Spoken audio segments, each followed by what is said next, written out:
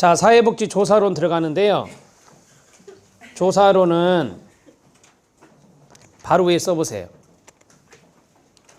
조사론 바로 위에다가 흥미를 못 느낀다. 진짜 어디를 가나 흥미를 못 느끼는 것 같아요. 그래서 이 조사론이 참 1급 시험에 없으면 좋겠다 이런 말씀도 하시는데, 바로 위에 보면 기초예요. 기초인데 없으면 되겠어요? 반드시 나오죠. 그 다음에 두 번째 슬래시 하시고, 그래도 개념만 잘 정리하면 길이 보인다. 조사론은 제 자랑이 아니라, 죄송합니다만 저는 조사론이 제일 쉬워요.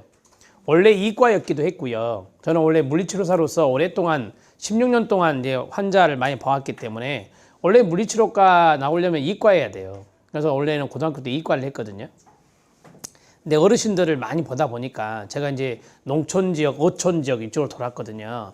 그래서 상당히 어르신들, 그다음에 치매 중풍 어르신들 물리치료 보바스 테크닉에서 물리치료 한 6년 했거든요. 운동치료죠, 쉽게 말하면. 그래서 어르신들에 대한, 또는 그 치매 중풍은 되게 이제 나이 드신 분들이 걸리는 것이 일반적이니까 복지 마인드가 생기더라고요, 저도 모르게. 그래서 사회복지를 정말 하고 싶다는 생각이 막 솟구쳤어요. 그래서 이제 물리치료 하면은 저도 아프잖아요. 저도 이제 직업병에 걸려갖고 허리 디스크 걸리기 일보 직전이었거든요. 그래서 이거 다른 공부도 해야 되겠다 해서 그때 이제 마음을 먹고 사회복지 공부를 하기 시작했죠. 그게 이제 20년 가까이 된 거예요, 지금.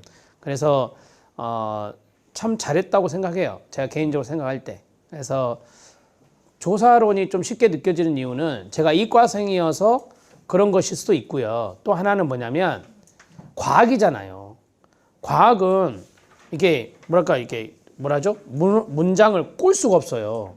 내가 개념만 정확히 딱 박혀 있으면 사례든 개념이든 이거 여기 틀렸네. 법을 맞추는 것처럼 우리가 법령에서 중간에 뭐 단어가 하나 딱 바뀌잖아요. 좀 이따 나오겠지만 신뢰도가 타당도로 바뀌고, 또는 타당도가 신뢰도로 바뀐다. 그렇게 내면 이거 타당도인데 신뢰도로 썼네, 틀렸어, 이게 찾아내는 거거든요. 그래서 제가 조사론, 이제 여러분들이 얼마 안 남았지만 조사론의 팁은 딱 하나밖에 없어요. 개념을 정리하는 것이다. 타당도가 뭐냐, 신뢰도가 뭐냐, 내적 타당도가 뭐지, 외적 타당도가 뭐니, 실험 설계는 어떻게 하는 건데, 거기에서 통제 집단 전후 비교는 어떻게 하는 건데, 솔로몬 4집단은 왜 나왔을까?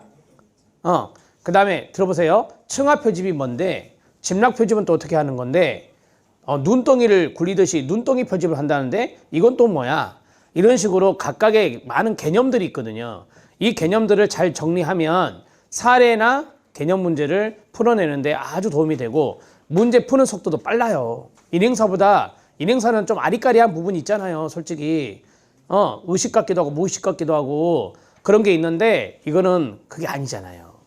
그래서 제가 조사론에 대해서 조금 남은 한 달 남짓 남았지만 좀 뭐랄까 동기부여를 드리는 거예요.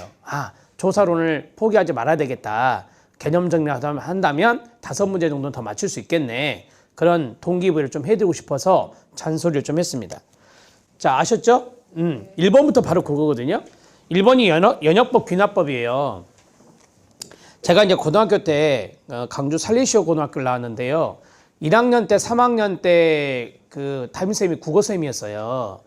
그래서 그분이 가르쳐 준 게 하나 있어요. 연두기미라고. 연역법은 두괄식이고 귀납법은 미괄식이다. 그래서 연두기미를 저한테 가르쳐 주시더라고요. 그래서 연역법은 이론이 앞에 있구나, 귀납법은 이론이 뒤에 있는 거다, 이렇게 생각하시면 돼요. 자, 이제 사례 하나 들어갈게요. 3단 논법이 있어요. 모든 사람은 죽어요. 이게 이론이잖아요. 소크라테스는 사람이에요. 맞죠? 그러면은요, 소크라테스는 죽는 거예요. 이게 바로 뭐다? 연역법이에요. 3단 논법. 이론부터 시작하는 거죠. 한 김에 귀납법까지 할게요. 귀납법은 여러 가지 사례를 관찰하는 거예요. 소크라테스 사망했죠? 석가모니 사망, 공자 사망, 모두 다 사람이잖아요. 고로 시작. 사람은 죽는다. 이게 귀납법이거든요. 알았나요? 오케이. 이 사례를 연상하면서 이거 보시면 보여요. 자, 갑니다. 26번은 귀납법과 연역법에 관한 설명으로 옳지 않은 것은입니다. 자, 귀납법 위에다 써주세요. 미괄식이고요. 연역법 위에다 써주세요.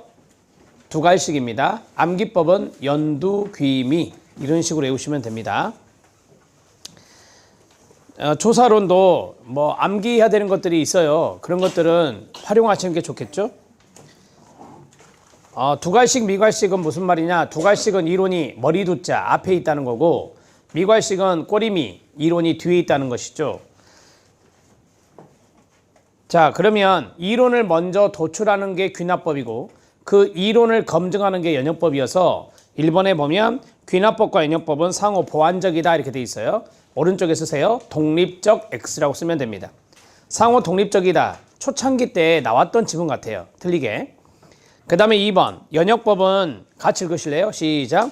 이론에서 조작화와 관찰로 이루어진다 라고 했어요. 이론에서 출발했다는 거잖아요. 그래서 이론에서 이론 동그라미 맞습니다.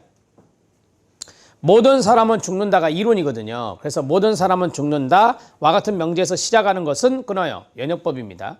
모든 사람은 죽는다. 소크라테스는 사람이다. 고로 소크라테스는 죽는다. 3단 논법, 연역법이죠. 맞습니다. 그 다음에 개별 사례 관찰에서 출발한다. 개별 사례 관찰의 밑줄. 이건 이론이 아니죠. 개별 사례 관찰에 출발해서 이론으로 끝나는 것이 바로 뭐냐? 귀납법입니다. 연역법이 아니라 귀납법. 그래서 4번 탈락입니다. 소크라테스는 죽었다. 공자도 죽었다. 두 사람은 모두 사람이다. 고로 사람은 죽는다. 이게 귀납법의 사례입니다. 그 다음에 5번 같이 읽으세요. 시작. 경험적 관찰에서 여기서 끊어야 돼요. 보편적 유형을 찾는 것은 뭐다? 귀납법이다. 자, 보편적 유형을 두 자로 끝내면 이론이 되는 겁니다. 그래서 이론으로 도출되는 것은 귀납법이라고 정리해야 돼요. 여러분 우리 시험에서 앞에 목차에 한 2문제 정도 나오거든요. 그 2문제에 가장 많이 나오는 게 연역법과 귀납법이고 반드시 나오는 게 윤리 문제거든요. 그래서 27번 문제는 윤리 문제를 냈습니다. 윤리 동그라미요. 자, 연구자가 지켜야 될 연구 윤리 중에 고지된 동의라는 게 있습니다. 고지된 동의, informed consent라고 하는데 옳지 않은 것은 이다 라고 했어요. 자, 예를 들어서 이런 겁니다. 제가 연구를 하려고 하는데 대상자가 필요하죠. 참여자가. 근데 막 그 사람들한테 무턱대고 가면 안 되고 연구에 참여해 줄 것을 동의받고 해야 되는 거죠. 이해된가요? 네, 그게 고지된 동의예요. 1번 들어갑니다. 참가 동의는 서면으로 받아야 하는 겁니다. 서면의 동그라미. 2번 참가자가 연구에 대한 충분한 설명을 들어요. 이게 고지라고 하죠. 고지라고 쓰세요. 그 다음에 참가에 동의할 것을 의미한다. 동의하는 것을 말한다. 동의의 동그라미요. 그래서 고지된 동의라고 합니다. 2번은 개념이네요. 3번 실험이 진행되는 중에도 언제든지 끊어요. 자유롭게 실험 참가를 뭐 할 수 있다? 그만둘 수 있습니다. 자기가 생각했던 거와 좀 다르게 나간다 연구가. 그러면 그만둘 권리도 있습니다. 자, 그 다음에 4번째 연구자는 실험의 잠재적 위험과 이득을 끊어요. 명확하게 제시해야 됩니다. 이것도 고지해야 된다는 거죠. 고지 의무라고 쓰세요. 자, 만약에 실험에 참가했는데 실험에 참가했을 때 좀 이렇게 잠재적인 위험이 있을 수 있잖아요. 그런 위험 또는 우리가 이제 거기 나온 대로 이득, 위험도 있고 이득도 있을 건데 그러한 것들을 충분히 고지를 해야 됩니다. 5번째입니다. 별표. 미성년자가 나왔는데요. 미성년 참여자는 부모의 동의, 법적 보호자의 동의를 받아야 되거든요. 미성년자라서. 그러면 미성년자가 연구 참여자가 된 거죠. 그럼 물어볼게요. 연구 참여자인 미성년자는 그만둘 권리도 있을까요? 네, 있습니다. 자, 거기 보면 참가를 거부할 수 없다가 아니라 거부할 권리도 있다는 것을 아시면 됩니다. 5번이 잘못됐습니다. 됐습니까? 오케이. 자, 28번 들어갑니다. 제가 조사로는 개념 정리를 잘하면 이게 잘 빠져나갈 수 있다. 속도가 잘 나간다라고 말씀드렸죠. 근데 이제 여러분들이 개념이 정리됐을 때 이야기고요. 그렇지 못했을 때는 이게 답답해지고 찍을 수밖에 없는 것이 되기 때문에 개념 정리를 잘 해주시는데 역점을 주시기 바랍니다. 28번은 무려 개념이 4개가 나왔습니다. 현관펜 준비. 1번은 기억은 패널 조사. 니은은 양적 조사, 질적 조사. 그 다음에 디귿은 경향조사, 그 다음에 리을은 기술적 연구와 설명적 연구입니다. 자, 하나씩 해보죠. 패널 조사는 피아제를 생각하시면 됩니다. 자, 저를 잠깐 보세요. 패널 조사는 종단 조사예요, 횡단 조사예요? 종단 조사죠. 왼쪽에 종단 조사라고 쓰시고요. 종단 조사는 장기간에 걸쳐서 하는 겁니다. 장기간에 걸쳐 하는 게 종단이고, 피아제는 16년 동안 자녀 2명을 관찰했습니다. 그래서 감, 전, 구, 형의 인지발달 이론을 제시한 사람이 피아제입니다. 피아제는 연구 대상을 바꾸지 않았습니다. 그래서 패널이 다 말씀드릴 수 있는데요. 조사 대상을 고정시키고 고정의 동그라미, 동일한의 동그라미, 동일한 조사 대상에 대하여 동일한 질문을 반복하여 조사하는 것을 말합니다. 반복의 동그라미. 왜 반복한지 아세요? 장기간에 걸쳐서 하니까 반복을 하는 겁니다. 기억 지문 맞습니다. 니은 지문입니다. 양적 조사는 수량화를 하고 질적 조사는 수량화를 안 하죠. 그렇기 때문에 이 두 가지는 시작, 데이터의 성격입니다. 데이터의 성격에 밑줄 쫙 그어주시면 돼요. 데이터를 다른 말로 자료라고 합니다. 자료가 수치화되어 있느냐, 자료가 수치화가 되어 있지 않느냐에 따라서 양과 질로 나눌 수 있습니다. 알았나요? 네, 어렵지 않아요. 디귿, 경향조사입니다. 절 따라서 하세요. 경향은 대상자가 달라진다. 시작, 경향은 대상자가 달라집니다. 디귿 왼쪽에다가 종단조사라고 써주시면 돼요. 경향조사도 종단조사 중에 하나입니다. 자, 경향조사는 조사 대상자가 조사할 때마다 다르며만 밑줄, 다르며의 동그라미, 단 동년배는 아닙니다. 동년배라면 동년배 조사가 따로 있거든요. 그래서 동년배가 아니어야 된다는 겁니다. 자, 그리고 동일한 질문을 또 반복이란 말에 동그라미. 왜? 종단조사니까 반복이란 말이 나온다 했습니다. 장기간에 걸쳐 하는 거니까 반복하여 조사하는 것이다. 맞습니다. 리을입니다. 기술적 연구 왼쪽에 쓰세요. 기술적 연구는 상관관계를 규명하는 게 목적입니다. 상관관계 규명이라고 쓰면 되고, 설명적 연구 오른쪽에 쓰세요. 설명적 연구는 인과관계 규명이 목적입니다. 자, 우리가 조사론에서 규칙이란 게 있는데 딱 3가지의 규칙 정도 알면 우리 1급 시험 풀 수 있어요. 봐요. 기술이 나오면 상관관계고요. 설명이 나오면 인과관계고요. 하나 더 있는데 0이 나와요. 0.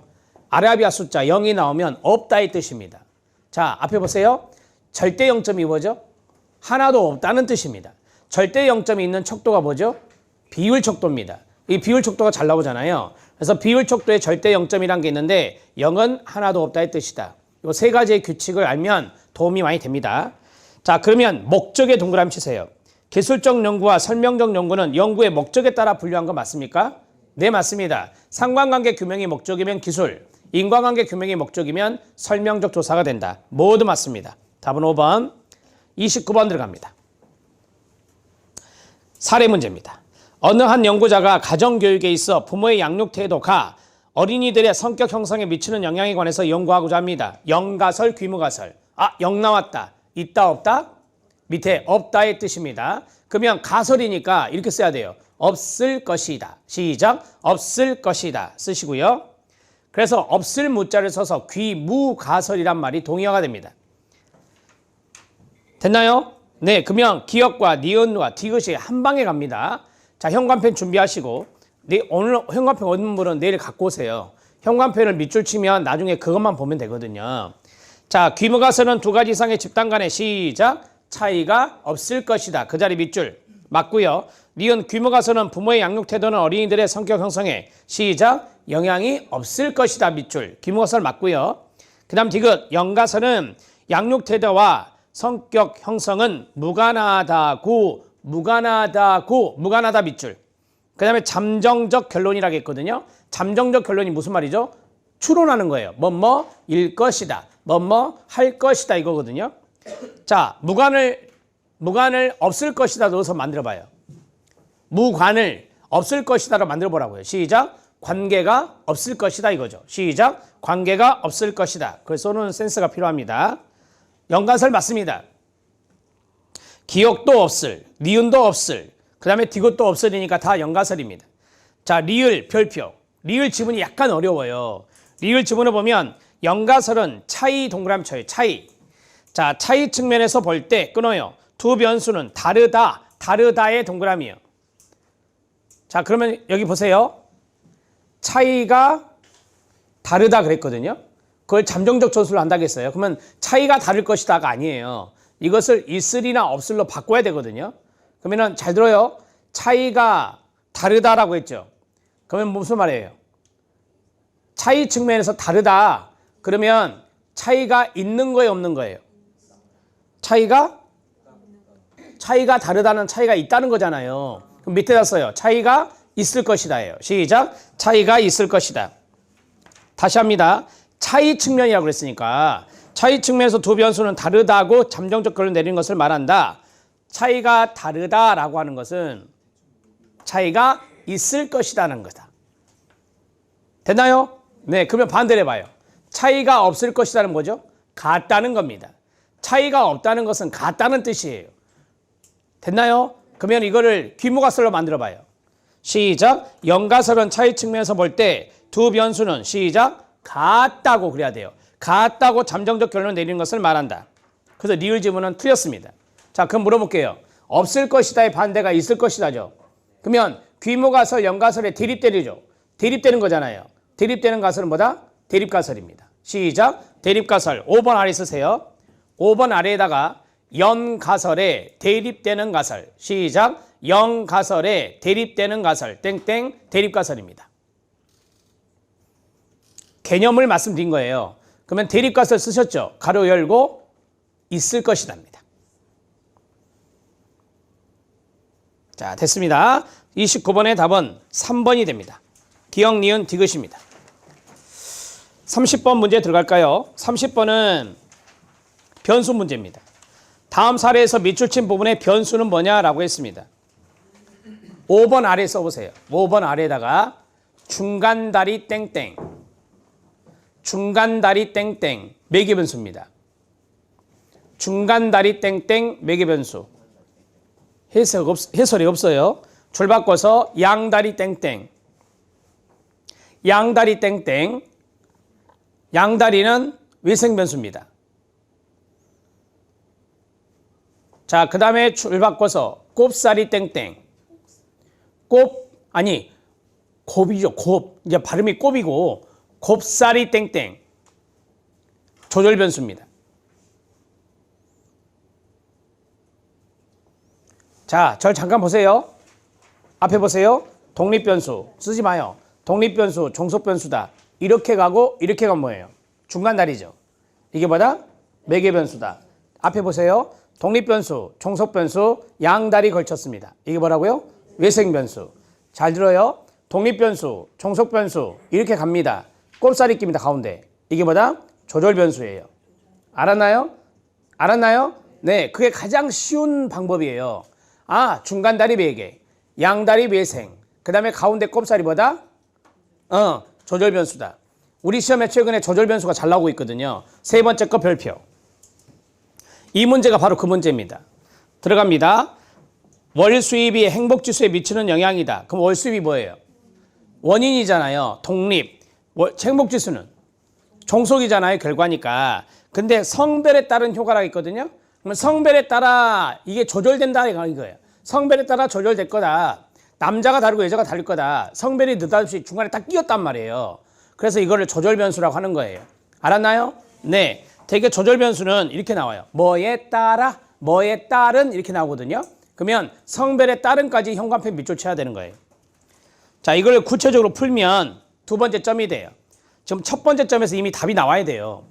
두 번째 점은 남성의 월 수입이 행복지수에 미치는 영향과 끊어요. 여성의 월 수입이 행복지수에 미치는 영향은 차이가 있을 것이다 라고 하는 겁니다. 그래서 성별에 따라 차이가 있을 것이다.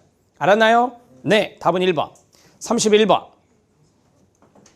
다음에서 설명하고 있는 척도는 뭐냐라고 했어요. 가장 중요한 것은 세 번째 줄에 있어요. 총화, 평정, 척도의 밑줄. 절 따라서 하세요. 총화, 평정, 척도는 합산. 시작. 총화, 평정, 척도는 합산하는 겁니다. 영어로 summated, SUM이 들어가요. SUM은 합계란 뜻이잖아요. 총합. 그래서 이 총합, 평정, 척도 이퀄 뭐냐면 리커트입니다. 시작. 리커트. 자, 리커트 척도를 여러분들이 아마 교수님들이 부탁해서 많이 했을 거예요. 되게 리커트 척도거든요. 그러면 이 리커트 척도가 사회과학에서 많이 쓰인다는 것을 아실 수 있고 시험에도 가장 많아요. 리커트 척도가 가장 많이 나오더라고요.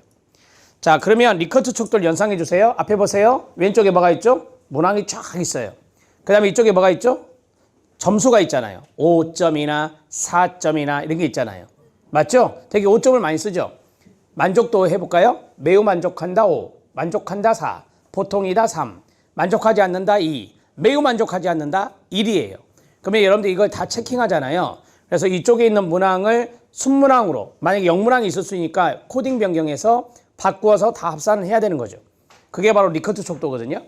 그러면 첫 번째 줄, 밑줄, 다수의 항목으로, 이게 중요한 거죠.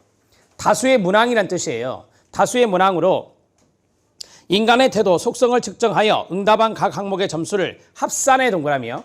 합산하여 전체적인 특성을 나타내는 측정하는 방법이다. 여기까지 한번 끊어야 돼요. 종합평정 척도라고도 합니다. 한 문항보다 그 다음에 밑줄, 여러 문항을 하나의 척도, 여기까지가 중요하죠.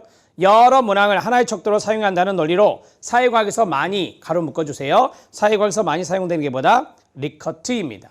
됐나요? 네. 우리 시험에 나왔던 거 2번 보가더스 오른쪽에 쓰세요. 인종 간 사회적 거리입니다. 시작. 인종 간 사회적 거리. 보가더스에 써야 됩니다. 자, 그 다음에 3번 서스톤 왼쪽에 쓰세요. 서스톤은 척도치 또는 가중치를 찾아라 라고 쓰세요. 자, 서스톤은 척도치나 가중치가 나오거든요. 그래서 척도치 또는 가중치를 찾아라 라고 쓰면 됩니다. 자, 요인 척도는 뒤에 한 문제 있을 거예요. 요인 척도는 그때 설명을 하도록 하겠는데 요인 척도 오른쪽에 쓰세요. 요인 타당도 확인입니다. 요인 척도는 요인 타당도를 확인할 때 쓰는 겁니다. 자, 그 다음에 하나 더 슬래시 하시고요. 요인 분석을 합니다.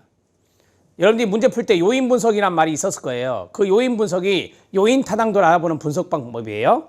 알았나요? 네, 이 정도 보시면 돼요. 네 번째가 답입니다. 4번.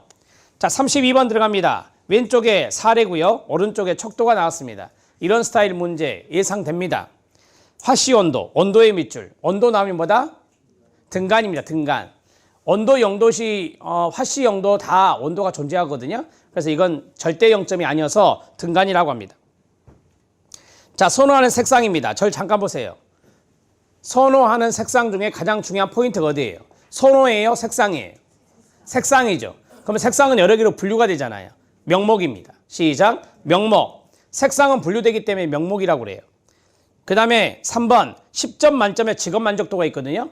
자, 물어봐요. 이것은 포인트가 10점 만점입니까? 직업 만족도입니까? 아니요. 10점 만점이에요. 10점 만점이 중요한 포인트가 돼요. 그래서 자, 봐요. 점수, 시험 점수가 있거든요. 10점 만점에서 점수가 0점이 나왔다고 합시다. 그럼 만족도가 전혀 없는 거예요? 다시 10점 만점이라고 했잖아요. 그럼 0점부터 10점까지 있을 거 아니에요. 그러면 0점이면 이 사람이 만족도가 전혀 없냐고요? 아예 없냐고요? 그건 아니죠. 그래서 이 0점은 절대 0점이 아닌 거예요. 그래서 등간에 들어갑니다. 어디에 들어간다? 등간. 10점 만점의 직업 만족도에서 포인트는 10점 만점이 되는 거예요. 그래서 이거는 등간 척도라고 합니다. 넘어갑니다. 네 번째, 사회복사 1급, 2급 급수죠. 뭐죠? 서열입니다. 시작. 서열. 자, 네 번째, 응시율의 동그라미요. 율로 끝나면 뭐다? 비율입니다. 율로 끝나면 비율이다. 시작. 율로 끝나면 비율이다. 이런 것들이 암기법의 일종에, 그래서 외워놓으면 도움이 돼요. 자, 사회복지사 1급 시험 응시율이 0%래.